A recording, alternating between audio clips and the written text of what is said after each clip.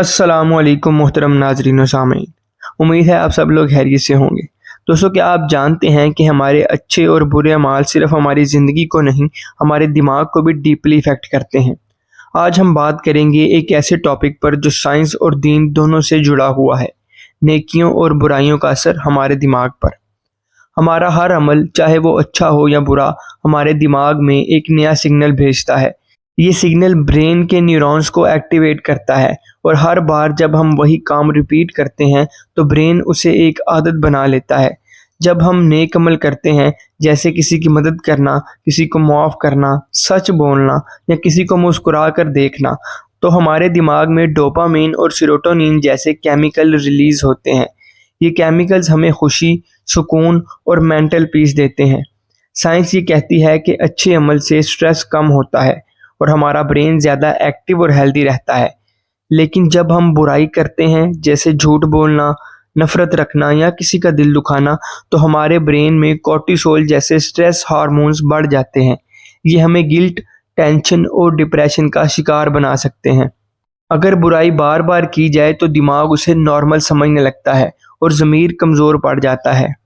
دین بھی اس بات کو تسلیم کرتا ہے۔ نبی اکرم صلی اللہ علیہ وآلہ وسلم کا فرمان ہے، اس کا مفہوم کچھ اس طرح ہے کہ جب بندہ کوئی گناہ کرتا ہے تو اس کے دل پر ایک سیاہ داغ پڑتا ہے۔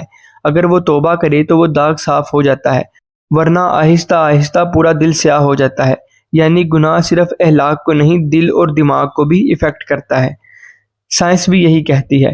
یہ سلسلہ نیورو پلاسٹیسٹی کا حصہ ہے۔ اچھا یا برا جو بھی کام ہم بار بار کرتے ہیں، وہ برین کے لیے ایک ٹریک بن جاتا ہے اور عادت بن کر انسان کی شخصیت کا حصہ بن جاتا ہے۔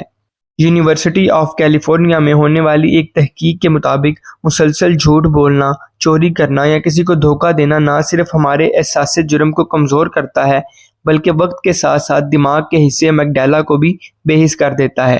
میگڈیلا وہ حصہ ہے جو ہمیں گناہ یا غلطی پر شرمندگی کا احساس دلاتا ہے۔ اب سوال یہ پیدا ہوتا ہے کہ ہم کیا کریں؟ دوستو، ہر دن ایک چھوٹا سا نیک عمل شروع کریں۔ کسی کو مسکرا کر ملیں، کسی کو معاف کر دیں، کسی کو دعا دیں۔ یہ چھوٹی چھوٹی نیکیاں دماغ کو اسٹرانگ بناتی ہیں اور انسانی زندگی میں روشنی بھر دیتی ہیں۔